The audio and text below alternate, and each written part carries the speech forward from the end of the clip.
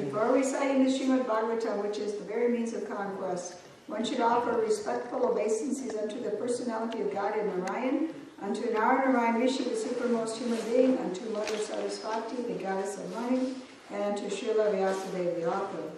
Shinvatam Swakata Krishna, Shinvata Swakata Krishna, Punya Shravana Kirtanaha, Punya Shravana Kirtanaha, Vidyantasto Hivadrani, Vidyantasto Hivadrani, Vedunoti Suritsatam, Vedunoti Suritsatam. Shri Krishna, the personality of God, who is the Paramatma Supersoul in everyone's heart, and the benefactor of the truthful devotee, cleanses desire for material enjoyment from the core of the devotee who has developed the urge to hear his messages, which are in themselves virtuous when properly heard and chanted. Nasta prayeshu bhadreshu, Nasta prayeshu bhadreshu, Nityam Bhagavata Sevaya, Nityam Bhagavata Sevaya, Bhagavati Utamashloke, Bhagavati Utamashloke, Bhaktir Bhavati Naistiki, Bhaktir Bhavati Naistiki. By regular attendance in classes on the Bhagavatam and by rendering service to the pure devotee, all that is troublesome to the heart is almost completely destroyed, and loving service unto the personality of God and his praise with transcendental songs is established as an irrevocable fact. And we have a reading from from Srimad Bhagavatam, Canto 1, Chapter 19, entitled The Appearance of Shukadeva Goswami, verse 33, which is on the next page. Okay. Yesham. Yesham. Is that what the one sounded board? Yes. Yes. So she wrote the right one, but at a different number. Yeah. So it turned out right after all. Yes. Very good. Okay. Samsmaranat. Samsmaranat. Pumsam. Pumsam. Yesham samsmaranat pumsam. Yesham samsmaranat. Pumsam. Sadhya. Sadhya. Shudyanti. Shudyanti. Viyaha. Viyaha. Sadhya Shudyanti Vaiviha. Sadhya, I'm in the wrong area. Sadhya Shudyanti Vaiviha. Sadhya Shudyanti Vaiviha. Sadhya Shudyanti Vaiviha. Kim Punar Darshana Sparsha. Kim Punar Darshana Sparsha. Kim Punar Darshana Sparsha. Pada Shochasanad Dibihi, which is made out of Shocha and Adibihi. Okay. Pada Shochasanadibihi. So it's Pada. Yeah, Is the first Pada one? Shochasanadibihi.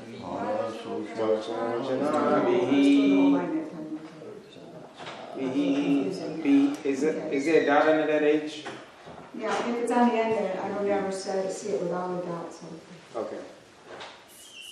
Yesham samsmaranat pumsam. Yesham smaranat pumsam. Sadhya shudyanti vaigraha. Sadhya Shudyanti Vaiviha. Kim punar darshana sparsha. Kim Punar Darshana Sparsha. Pada shochasanadibihi. Pada Sauchasanadibihi. Yesham samsmaranat pumsam. Yesham samsmaranat pumsam. Sadhya shudyanti vaigraha. Sadhya Shudyanti Vaiviha. Kim punar darshana sparsha. Kim Punar Darshana Sparsha. Pada shochasanadibihi. Pada Sauchasanadibihi. Is that 2 or 3? Who's counting? I don't know. Go That's ahead. 3. Alright, so Yesham smaranat pumsam. Let me do that again. Yesham see, I think you only did it twice, that's why I'm messing up. Yesham smaranat pumsam. Sadhya Shudyanti Vaigraha. Kim Punar Darshana Sparsha. Pada Sauchasanadibihi.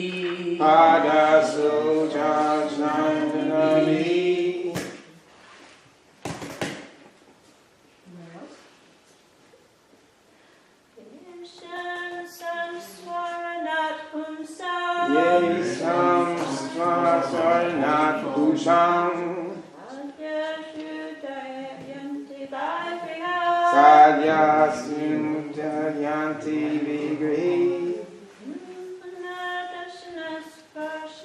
Kim Punar Darshana Sparsha.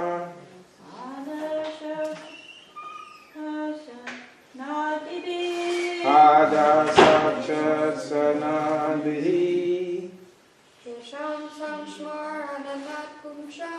Yesham samsmaranat pumsam. Sadhya shudyanti vaigraha. Sadhya Shudyanti Kim punar darshana sparsha. Kim Punar Darshana Sparsha. Pada shochasanadibihi. Pada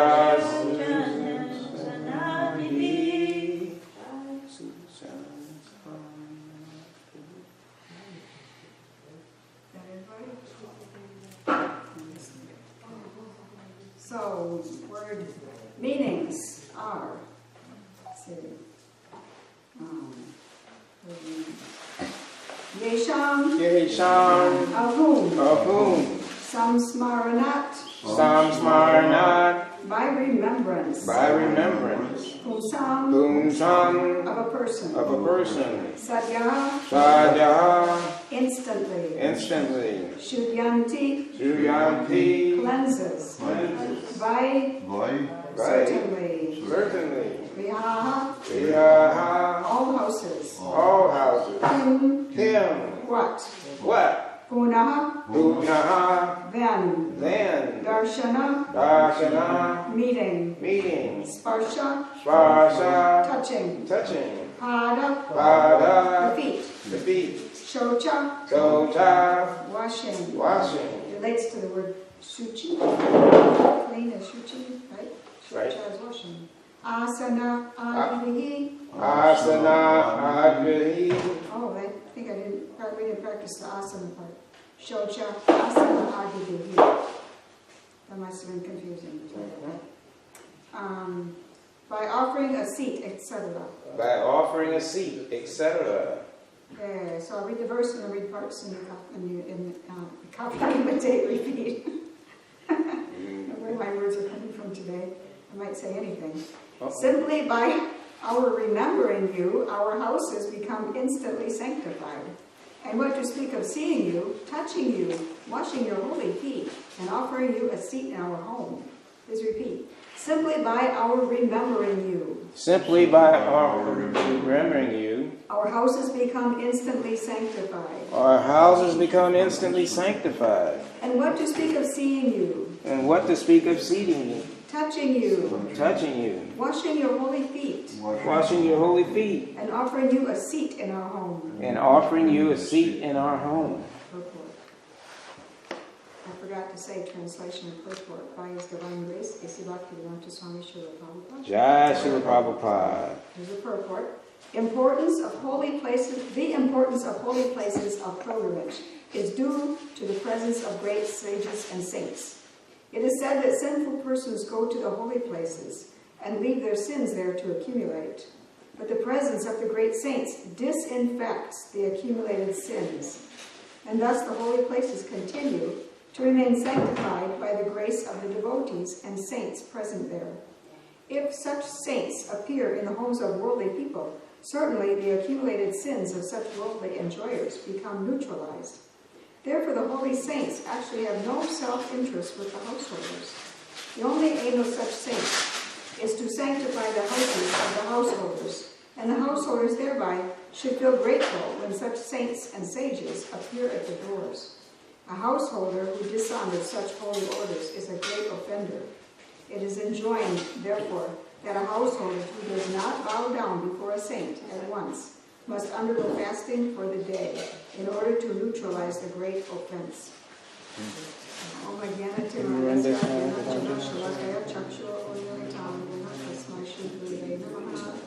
was born in the darkness of ignorance. My spiritual master opened my eyes with the torchlight of knowledge, and I opened my respectful obeisances unto him. The last part scares me a bit. I think, what if I don't know what to do? I'm such a Western klutz, that I would probably not immediately offer. I don't know if I would or what, and I'm not very good at fasting, so it's a scary sentence. I'd have to fast all day. So I'm not very good at that. And so, anyways, but we would. Somebody who's that great of a saint, Shukadeva Goswami was instantly recognized, and by those who know, not by the ignorant, but by those who know was what? He was instantly recognized, and they immediately placed him at the head of the group, and so at the head of the gathering. So you've just tried to imagine if Prabhupada came to your house, if you did not instantly offer obeisances. Now, among ISKCON, there's various people, we're supposed to offer obeisances when we see a sannyasi. We're supposed to offer obeisances when we greet each other. And sometimes we do, sometimes we don't. Sometimes they're saintly, sometimes they aren't as much. But this is a high caliber saint being talked about here that I don't know if there's an injunction if you see a sannyasi and you don't awful obeisances that when you see them, if you're supposed to fast all day. Or if that just comes from this, I don't know, but... Didn't you just read that injunction? Just read it here, it says a saint. It doesn't say a sannyasi, but we say that, but sometimes in a festival you see, you're busy, and then you see somebody, and you don't drop down your awful obeisances because you're talking to people, and you don't fast all day. So I don't know, So I don't know, it's hard to keep up with, and anyways, but definitely, if we saw Prabhupada walking, and we didn't offer obeisances, because he's talking to Shukadeva Goswami. He's talking to the saints who actually purify a place. And that's really a high-level personality. So if you saw Sukadeva, then you would... Yeah, if I saw Shukadeva and did not offer obeisances, that would be bad. So... What about disciples of Prabhupada who have dedicated their lives to him? And we should, but why sannyasis are not? Some sannyasis are not very good, and some householders are very good. So What? how do we know? We should just from the heart do our best. Learning curve. Huh? I guess we're all on a learning curve. Yeah, we're all on a learning curve, and yeah. Well, Sometimes. isn't that defined on who's a saint? Yeah, what's a saint? So we're talking about this. He's sitting among what I would consider saints. Harsha Maharaj is sitting in a gathering of what I would consider saints. And then all of a sudden Shukadeva Goswami comes, and then this gets said. So this is a really high level. And Shukadeva Goswami is actually very close to Radharani, being a parrot in the spiritual world, and among whatever else he might be, because we aren't always just one thing. But he's her parrot, that's why he's named Shuka. So he's very close to Radharani. Prabhupada said that all his disciples are pure devotees. We could disregard that for the learning curve. We would be really busy if all these stuff were pure devotees. We're pure devotees because, what do you think? We're pure devotees because we're on the pure devotional path, not because we got rid of our narthas. Exactly. Yeah. So we may not be able to sanctify, maybe at a kirtan we could sanctify a holy place if we do a kirtan. You'll be down doing obeisances all day. Yeah. So, And your mind anyway, should we be. have to should, learn yes. this. We have to learn That's this kind of humility. Isn't that one thing? If someone chants, then you honor them a certain way. If they There's different levels. Yeah, you don't rush up to somebody who chants but is not following very well. It's very, very neophyte. You don't rush up to them and bow to awful obeisances. Maybe you would under certain circumstances. Sometimes greeting somebody I haven't seen for a long time doesn't matter. Yeah. We used to do this. Every time somebody showed up who's been gone for a while. You see, all of a sudden the devotees all go shoot, and everybody would do it. Immediately seeing each other, shoot, and then come up and hug each other. So we used to actually practice that. we still do that. Not very much. Sometimes we do. We've done it Not here. every time. Not every time.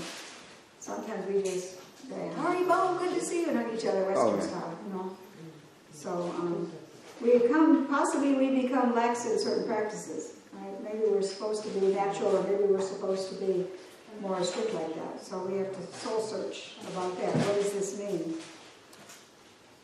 So I was going to talk about that, but I'm no expert at that because I'm not very advanced in that department about offering obeisances out everywhere all the time like that. So I can't honestly say that much about it. Or about holy places that are sanctified there by the saints who live there.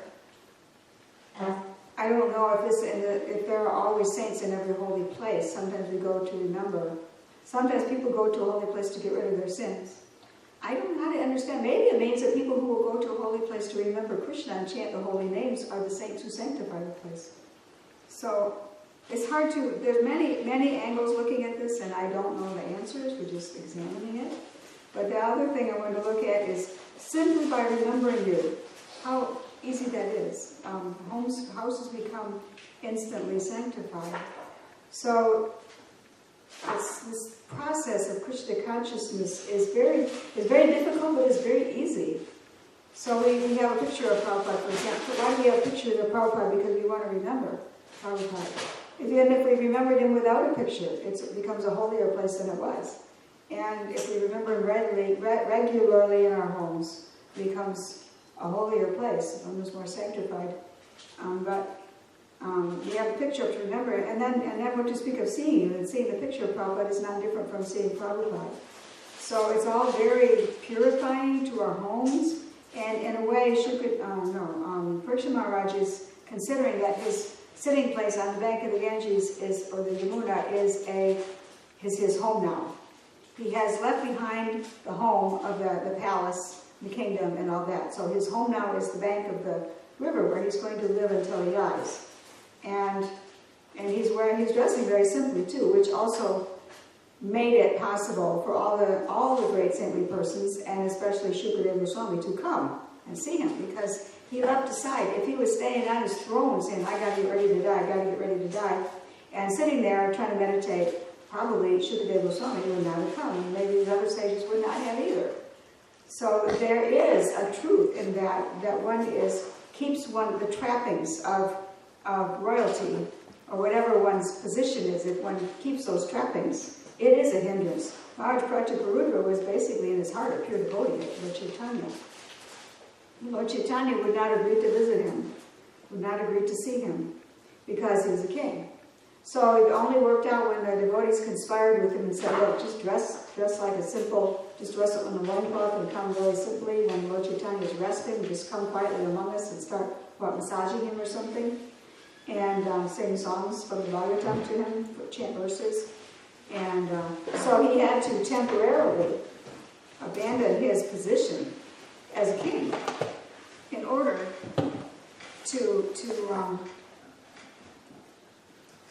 to get the darshan of Lord Chaitanya, in order to see him. He had to temporarily put aside all the trappings as a king. Because a king is involved in it. A king is a householder, so as women, then there may be more than one wife, and there's maid servants, so the wife has companions, and the king has a lot of women around him, and available to him also. And that's my understanding. And he's dealing with pounds and pence, he's dealing with the economics of the kingdom and the protection of the material kingdom and everything. He's dealing with managerial stuff. So punishing criminals, therefore judging people. All these things are disqualifications for going back to Godhead, and for getting to meet a very saintly person, or Lord himself, in the guise of a saintly person, like Maharaj Prataparudra and Lord Chaitanya. These are disqualifications, they're in the way. And so you have to leave them behind. That's one of the reasons why we have the Vanaprastha and the sannyas orders of life. So you can leave this stuff behind. And now we can become pure and simple, and then we're more qualified. I just read, it's a little scary, but I just read, somebody posted it on the internet, a quote from Prabhupada, that a brahmachari has 75% chance of going back to Godhead, and a householder has 25% chance of going back to Godhead. So that's because you stay in the connected situation. So now brahmachari may actually be in a weakened position, like Gajendra and the crocodile. The elephant was in the water where the crocodile was in his element, and the elephant was not. And so he was weakened. So if a person cannot be a good brahmachari, he's in a weakened position. So he needs to be married. But ultimately, there is the Vanaprastha order. For those who couldn't make it as a brahmachari, they can then make it as a Vanaprastha and then maybe sannyas. So we have this system to become simple and purified. We cannot take it with us. Whatever we're attached to, we can't take it with us. Like I meditate a lot of times about what it will be like when I leave my paints behind. And I'm real attached to them. Prabhupada told somebody, you can't take your kartals with you. Well, there are kartals in the spiritual world, and there are paints in the spiritual world, but not my paints and not my kartals. I'll have to leave them behind. And so who knows if I will want to paint when I go there. I may be doing something else. So I have to meditate on these little attachments. It's one of my attachments that I really, really identify with, my paints. So I have to meditate on that. What's it going to be like when I leave them behind? So I try to prepare by meditating like that. So and there we have to understand all our attachments and prepare by meditating so that to become detached. So we can be in the householder ashram if we can actually develop detachment. King Prataparudra was a pure devotee as a king. He was doing his duty only for Krishna, and Arjuna, of course, is a pure devotee as a warrior. He was doing his duty only for Krishna, etc. Yudhisthira, and Krishna came to them. But the principle, well, that was in Krishna's pastimes, and he was among them, and the principle is that for most of us, we need a stage beyond our attachments. We need. That's why they have the Vanaprastha. And in fact, the Pandavas, when Krishna left, before they left, then they left their kingdom behind. And they dressed simply and left all identification with their royal roles, left it behind, and they became simply mendicants, like Vanaprastha, like sannyasis, and they just went to the Himalayas. So that is, because we're not taking anything we have here with us, except our devotion. So we should develop the understanding that we're going to be. We have to start practicing letting go in some way, and develop the understanding that we're going to go back to Godhead without these things that we identify with. So that's the challenge we have to do. And King Parikshit Maharaj has actually come to this position because he has left behind everything, having been cursed and having accepted the curse. He has left behind his royal dress and his royal palace and his idea that the palace is my home, and now his home is a riverbank, maybe under some trees. And that's his home, and Shukadeva Goswami has come to his home. And he asked the sages, when they first gathered, when he first arrived there and they first started gathering, he said, please consider me just a surrendered soul to Krishna. And sort of between the lines, please don't consider me the emperor anymore, because I'm not. So, other thing I want to talk about is the simplicity of Krishna consciousness. If we, let's see, if one is, I was trying to find this verse, maybe somebody can tell me where it is. In the Bhagavad Gita, and I can't remember it immediately because I just now tried to look it up. I was thinking about it, but I didn't try to find it yet. So I have one here that I'll read, and maybe we can. I was thinking about the one where all we have to do is understand Krishna, and we go back to Godhead, understand his form. So I think it's in chapter 4. You mean understand his appearance? Understand his appearance, his transcendental form. Which one? I don't know. Well, there's also Janma Karma Tameti Vyam.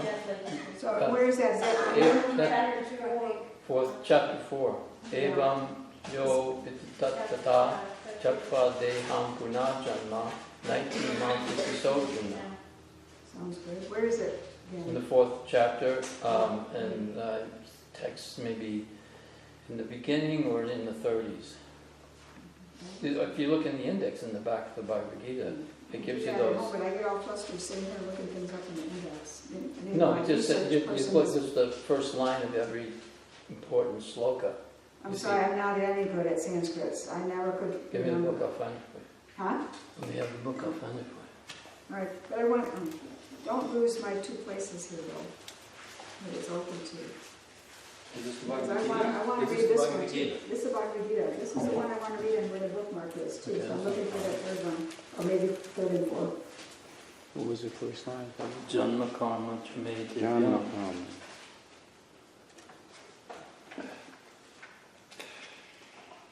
And I was thinking I still have the Bhagavad Gita, so I was looking for it. It doesn't look like the Bhagavad Gita at all. Why is that? Because it's the Bhagavad one. Let's see. I don't know this. Let me try. Sorry, I didn't manage. It means whoever understands my appearance and disappearance. Yeah. Yeah, there you go. Get the light. Jan.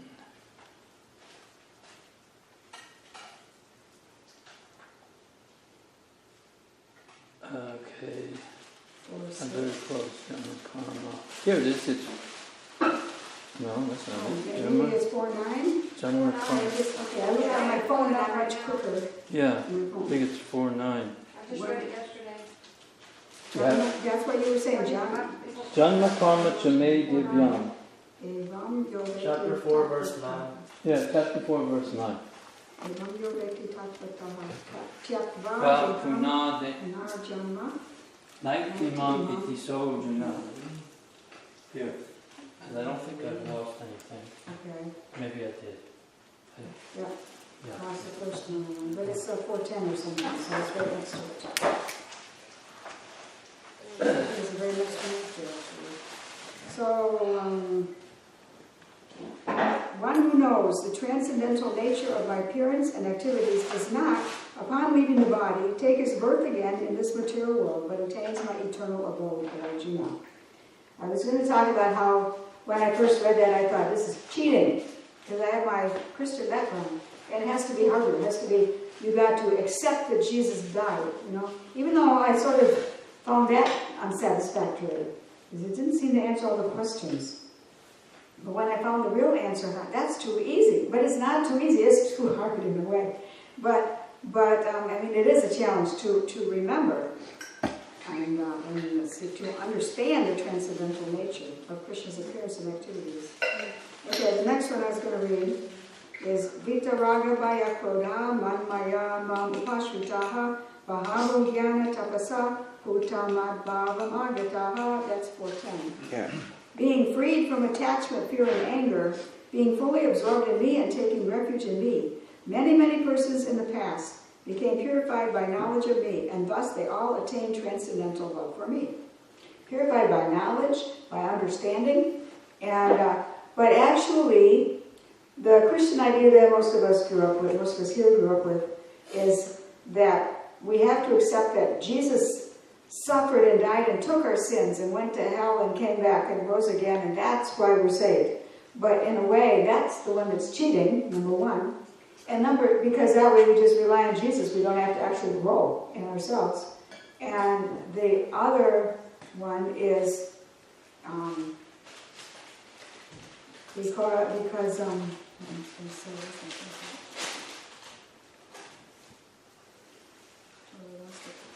it depends on the karma idea that somebody has to shed blood because of their sins, as if God can't transcend his own law of karma. So without sending his son to shed the blood. So actually, God's mercy, and he has the ability to transcend his own law. It's just a material law that he created. He can, just like the president can pardon whoever he wants, and God can pardon whoever he wants. So if it depends, if somebody has to believe that Jesus died for him and shed blood, and that's their salvation, that's saying that has to be karma. The law of karma is over God. And actually we say that God is over the law of karma. But he's still hard to approach. We have to become purified. And so just to understand, it seemed like to me that just to understand the transcendental nature of Krishna's appearance, okay, I read it. His appearance is transcendental. His activities are transcendental. I'm saying that easy, but actually we have to grow into it. And as we grow into it, we develop our love. We can't understand it until we have love for Krishna. And as we grow our love, then we gradually understand it, and then we become purified. And we also become purified by the presence of the saints and holy men, the spiritual masters who come and teach us and give us knowledge, so that in our hearts we can gradually dissolve the illusion and we can awaken our natural dormant love for God and be reinstated in our natural position of loving Krishna. And so it's a matter of waking up something that's deeply asleep and determined to sleep. And it's very hard to wake that up. So we have this practice and we have these books. We can meditate on this knowledge. So being freed from attachment, fear, and anger, those three things mean something specific. That's not just a handful of samples of things that we suffer from here. They mean something specific. And the purport Prabhupada explains that attachment means the idea that we still think we can enjoy it. So we're attached. We're attached to our bodies. We're attached to our pleasures. We still think that we can enjoy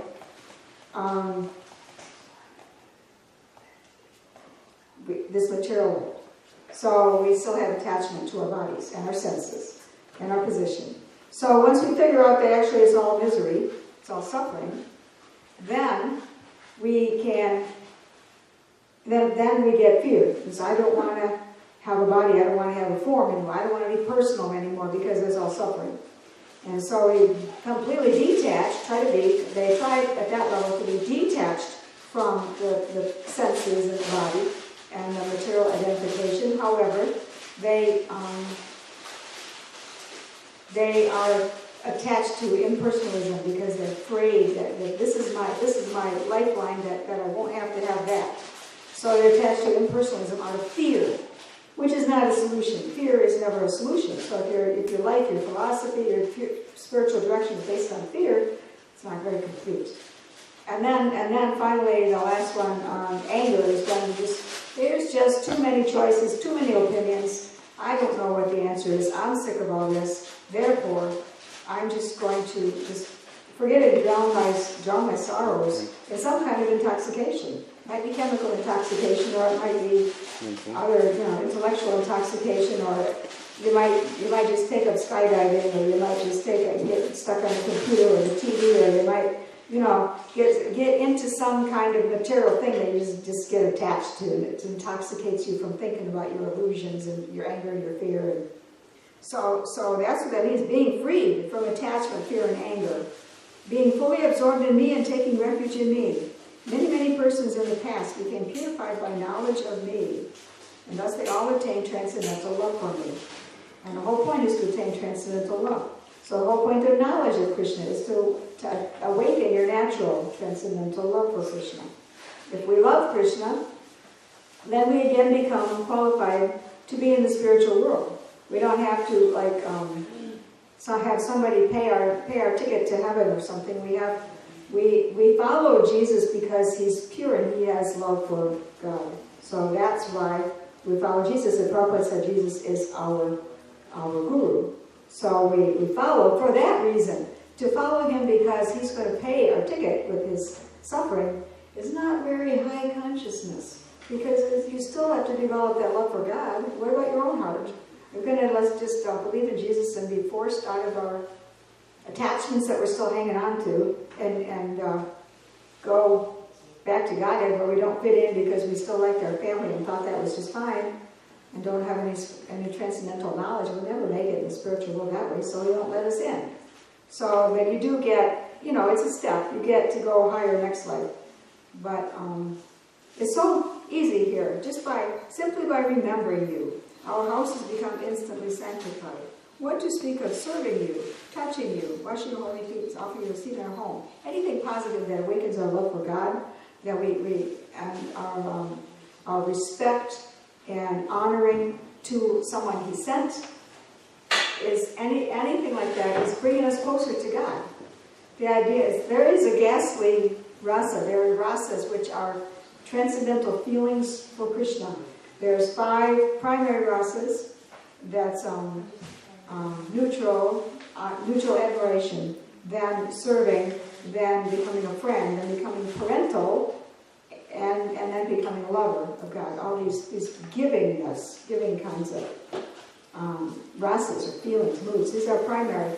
And then there's these secondary ones that kind of enrich it by different things that happen in the past times. And these are different passing emotions. And one of them is ghastliness. And in different situations, there's some ghastliness that intensifies the relationship somehow. So I guess to meditate on a great saintly person, or even thinking of him as a son of God, to meditate on blood and suffering and nails in the hands and all that is pretty ghastly.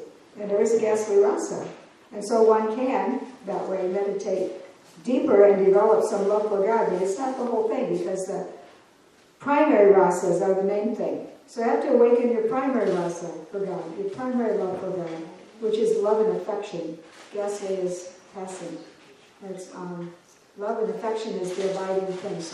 So love and affection is awakened by the love and compassion that a saintly person brings and gives the lost souls. If they receive him, then they are qualified to receive the mercy he's giving, and then they're qualified to become closer to Krishna.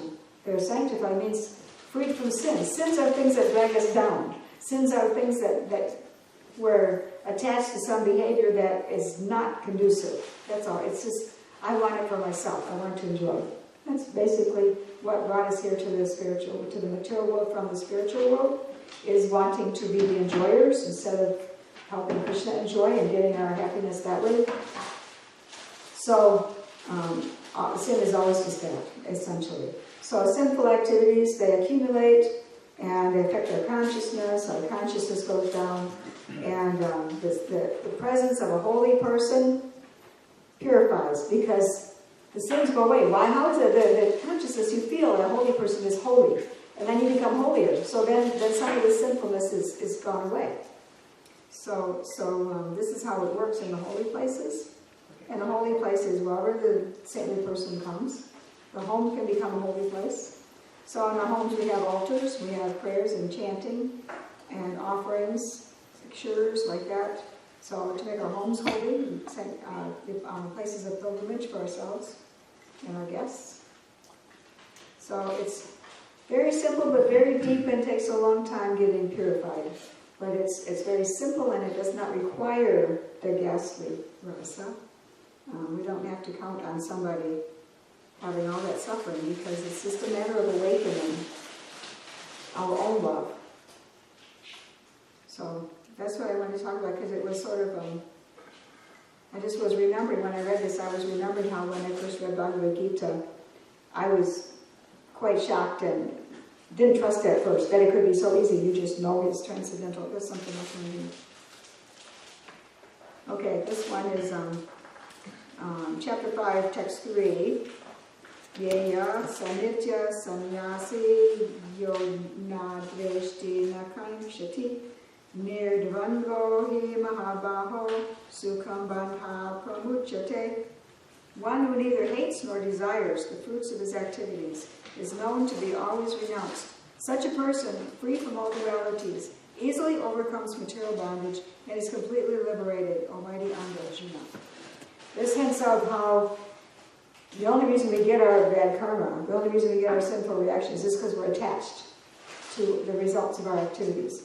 If we don't hate or desire the fruits of our activities, the results of our activities, we're just detached from it. We do activities because we're supposed to do them according to God's laws, and then we, according to our duty, our dharma, so we do that and do our duty without hating or being attached to the results of whatever we do. Arjuna was trying to hate the results of what he thought this war was going to bring. So don't hate the results and don't desire the results, but just do your duty, and you become liberated.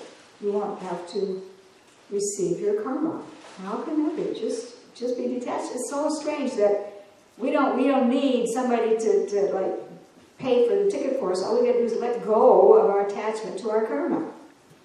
And it's not easy to do. And we need the help of the saintly people, but that's what it's all about, is letting go of it and not being attached to it. We only get karma because we want it. Good karma or bad karma. That's why we get it. That's why there's heaven and hell in the sense of reward and punishment, because we want it. We're so attached. So I'll stop here. Any comments or questions? You keep using this word transcendental. Krishna's transcendental nature. We have to transcend our material attachments, etc. Means to elevate ourselves from a previous position, or no longer needed position. We can advance.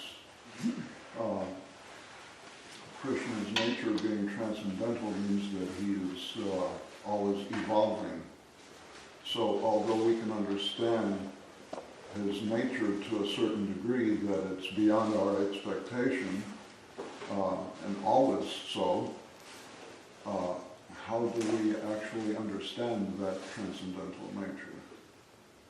By developing our love and devotion for Krishna. Okay, and to do that, we have to transcend the position we're in now. So that knowledge is what's elevating us. That's thanks to the coming of the spiritual master or the great saintly person who has love. You can't, bhakti is love for God, love for Krishna is bhakti, and you can't get bhakti unless from someone who has bhakti. You can't come up with that on your own because we're so much in illusion. We have no power to do that. So we can get it from someone who has it. So then we follow their instructions, because a lot of times in the beginning, the devotees hardly understood what Prabhupada was saying, but they followed his instructions, and they tasted something nice from it. And so they had some beginning realizations. They could quote a few things, but you know, and we know that while we've grown a lot since those days, and the beginning devotees didn't really understand very much.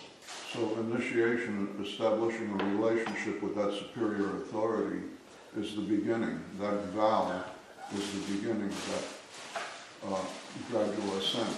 I would say the vow is a cementing of the beginning, because certainly we begin as soon as we say, yes, I'm attracted to this, yes, I'll read this Bhagavad Gita, yes, I'll try chanting the holy names, yes, I feel something, I'll try to follow these Hare Krishnas and follow the rules. So that's the beginning. But that, my understanding is that trying doesn't necessitate a vow, an absolute vow. No. So that initiation is that vow. So that's it, yeah. I guess, there's different. I'm always, initiation is one of my favorite topics to try to understand, because when I got initiated, I didn't feel that much different. I already had committed myself. So I think there are actually different kinds of initiation. There's formal initiation, there's informal initiation. Prabhupada said when he met the spiritual master, in a real sense, that was his initiation. But then he got formal initiation 11 years later. And there's this quote that the Ritviks like to use. I saw it in their paper once when I was, many years ago, I was exploring that. And they said that Prabhupada said, well, somebody asked him, what about, how, when you're distributing all these books, how will all these people get initiated? And Prabhupada said, they're initiated by reading my books. Then Prabhupada was saying, well, now we understand we don't really have to have this ceremony, because you have to commit yourself. But there's initiation and there's initiation. I think there are many kinds of initiations, many levels. Transcendental. Yeah, even in the material world, there's many kinds of initiations. Somebody learns to teach you how to do a certain thing and start a certain thing. So I think that there are many levels of even material, can I say. Initiation when you start, and then when you make a commitment, you start on your serious path of commitment. So I think there are many initiations. So Krishna is in this relationship with Radharani in the spiritual world, and he decides that he wants to enter into her pastimes by understanding her nature, her mood. And so he comes back as Gauranga and shares the emotions he's feeling with all of his disciples. So that's another transcendental aspect of his exceeding the previous comprehension. Yeah, it could be that as soon as you feel that little ecstasy the first time you participate in it, that's an initiation too. It's just not formal. Because you don't ever change after it, you don't ever really forget it. It doesn't really go away. You may cover up again, but this is as formal as you can get, actually manifesting as Gauranga. Mm-hmm. Well, formal in the sense of, but then there's ceremonies. There's ceremonies of commitment. There's sometimes you just start something and you're attracted, and that's a kind of initiation, and then there's initiation where you agree to make a vow. It's another kind of initiation. But I've become convinced after studying and reading all these things and thinking my experiences, that there are many initiations. There's a couple, 2, 3 formal ones, but there's many. You like your hand up? Yeah. Okay, go ahead. Yeah. You had said about, you've seen this before, Where Sin is I in the middle, Oh, capital. okay, you told me that. So we're out of balance. It's about I. Yeah, And whatever you do can be done in a sinful way because it's out of balance. And the Gita tells us that we have to find the spiritual master, and the spiritual master will direct our path. If we do it on our own, you just can't say, well, I'm going to release my karma, I'm going to detach myself from the karma. That's sometimes considered a psychotic condition. If you just say, I don't want to think about what I did in the past. because you don't know how to do it. Yeah, because you can't do it on your own. You do too much illusion, you'll just be illusion. Right, so there are people that exist like that, and we have to be careful not to continue in that path because we've all probably done that. Everything that's been taught to us can be done wrong. So we can be detached from our karma, or we can imagine that we're detached from it. And everything, we can love Krishna, or we can respect Krishna and the gopis, or we can imagine that we're being like them. Or we can follow in their footsteps, or we can imitate them and imagine. We can do everything wrong as well as right. And if you're not a spiritually directed person, you'll lose canon. Well, you have to be directed by a spiritually directed person. Right. It has to be in the disciplic succession, has to be somebody who has bhakti. Otherwise, you'll be inventing it yourself, and it won't do you much good. It'll just be another illusion. Oh, it's a tight prison house wherein we cannot cheat. We can't go back to Godhead by relying on somebody else to do it for us either. We can't go without a spiritual master, and we can't go by relying on the spiritual master. We have to develop our own love for God, and only love for God qualifies us to be there. But He doesn't accept our love if we're just imagining it and don't respect who He sent to us, and don't seek out the association of those He sent. So it won't be real love, it'll be sentimentalism. Very tight prison house. The requirements of getting out are really, really strict. And it's still, all of it depends on Krishna's mercy, and it all depends on whether we love Him, and all that depends on accepting the spiritual master or the saint who comes. And following the direction. Mm-hmm. They would direct our path. Following them, yeah, serving them. Yeah. Because we have no means in the beginning of serving Krishna. We have to serve the one He sent. And anybody who hikes, it's easier to follow a path than the bushwhack through the bush. Yeah, you invent a path, you'll end up lost and eaten by wolves or something. So earlier you said about, in the beginning, a lot of people couldn't even understand what I was saying maybe, and also that they didn't have so much understanding. But I just heard 2 points on that. I'd like to talk a lot about what you were talking about with initiation. I was just stuck on the first thing you were saying.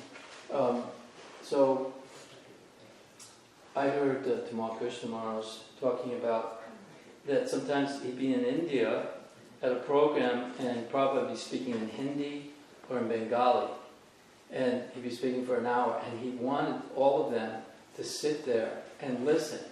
He said, even you don't understand the language, the spiritual potency is there, and you're getting purified, because that sound vibration is glorification of the Supreme Personality of Godhead and His devotees. And so you're in the presence of a transcendental sound vibration, even if you don't understand the language. So that's purifying. So, and then the other thing is that devotees' understanding in the beginning. I have like all the, transcripts, those books that are brown books that they transcribe a lot of the lectures, most of the lectures. And if you go under, I think it's like a Vyas Puja, probably it was in Montreal, I think, in 67 or 68, probably 68. And then Prabhupada has, or maybe it was Janmashtami festival, he has all of the devotees, the disciples that were there, speak. And you would be amazed on how elevated their understanding for at that point. It's like really amazing how eloquent they were in explaining. And here it is, all of a sudden, Prabhupada, and just a few of you, and he goes, okay, so now, Mukunda, you speak. Jamuna, now we'd like you to speak. It's just like, and they actually, wow, they knock it out of the park. So I just like to share that point. But Prabhupada said initiation is like a formal contract. It's not graduation, it's the beginning, and it's the planting of the seed. But you're right, Prabhupada said, I accepted my guru in my heart, and then this yajna was a formal, signed, sealed, and now delivered. Yeah. Seems like we're planting seeds when we distribute books. We plant seeds when we do Harinam. We plant seeds, and then you get initiated and plant seeds. This is metaphors, I guess. You can't prove right by a metaphor. You can't prove one. It's just an example to visualize it. So it's so many beginnings, and then beginning to commit, beginning to experience, beginning to be attracted, beginning to commit. There's lots of different... But once you begin, whether willingly or unwillingly, knowingly or unknowingly, you can't turn back. Yeah. Sorry. No loss of damage. Sorry. You made fun of the Hare Krishnas, and now you're one of them. It's just sooner or later. Yep. There's that story where that person, I don't know what happened to him. I think he was out in the West Coast or Hawaii. So it was Halloween, and he wanted to go as a Hare Krishna. And he went to the temple and he got real Halloween. They put on tilak and everything, and all night he was going around as a Hare Krishna. And he got into it, and he became a Hare Krishna. Yes, see, I don't know what happened after that, but it's nice. No loss of diminution. Thank you very much. Krishna used to say how, I think he had a term for it, but how it's like a shadow attachment, because you're in the presence of a great devotee, you get a shadow attachment to as he is attached, but then after he leaves, you find out where you're really at, and it's a really stronger, So it's a long haul, and I remember like 20 years ago, devotees were saying, like 20 years I've been chanting and I don't feel anything, and like 40 years I start to feel, So I said, it's long, gradual, from japa, even though they felt something in the beginning. So it's a lot of different ways. I guess there's a lot of different ways to analyze it. You had your hand next one. Somebody asked a question while we were dressing deities on the altar the other night in the little class that was here. How long does it take to actually start getting results from your devotional service? He said about 40 years you'll start. I think Prabhupada answered that to someone. About 40 years, you'll start making and seeing 2 seconds and 40 years. Right. 2 different answers that are both true. It can happen like that. That's what I was going to point out. Prabhupada said that it's gradual, but it can be instantaneous. An instantaneous rush, and suddenly you're fully aware of what reality is. What we do is we go back. Is that, where's my attachments? What am I doing without attachment? We go back. And cover ourselves back up a little. Feel sort of secure now. In and out, in and out. Yeah, in and out, and moving forward gradually. Because to get rid of that desire to go back, even though when you're with Prabhupada, you probably don't have a desire to go back, but then maybe later on, I didn't get that rid of that yet. So in our time, still want to go back. So we have a lot of work, and there's a lot of mercy. Okay. All good. Thank you very much. Everybody's participation. Thank you. All glories to Srila Prabhupada. All glories to Srimad Bhagavatam. Jai.